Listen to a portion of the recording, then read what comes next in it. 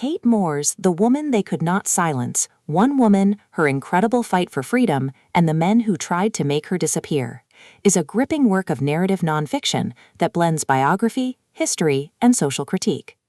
It tells the extraordinary story of Elizabeth Packard, a 19th-century woman who was unjustly confined to an insane asylum by her husband, and who later became a pioneering advocate for women's rights and mental health reform.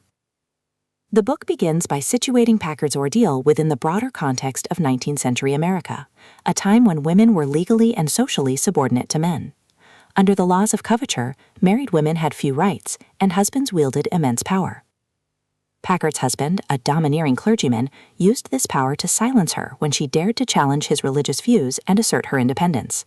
Declaring her insane, he had her committed to the Illinois State Hospital without trial or evidence. Moore's narrative captures the horror of Packard's confinement. The asylum was a place of neglect, abuse, and despair, where women were often institutionalized simply for defying social norms. Packard endured years of imprisonment, surrounded by patients who were mistreated and silenced, yet she refused to accept her fate. She documented her experiences, challenged the authority of doctors and administrators, and fought tirelessly for her release. The book highlights Packard's resilience and courage. Against overwhelming odds, she secured her freedom through legal battles, exposing the injustices of the asylum system.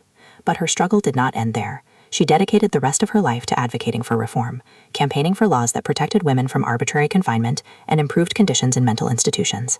Her activism contributed to significant changes in American law and society, making her a pivotal figure in the history of women's rights.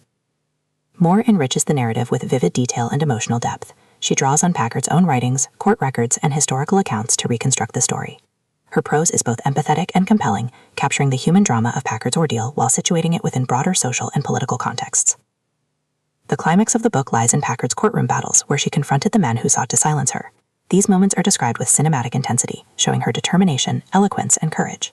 The resolution affirms her legacy as a woman who refused to be silenced, whose fight for freedom transformed laws and inspired generations. For readers, The Woman They Could Not Silence is both heartbreaking and inspiring. It challenges assumptions about gender, power, and mental health, providing a narrative that is as relevant today as it was in the 19th century. Moore's work is essential reading for anyone interested in women's history, social justice, or the resilience of the human spirit.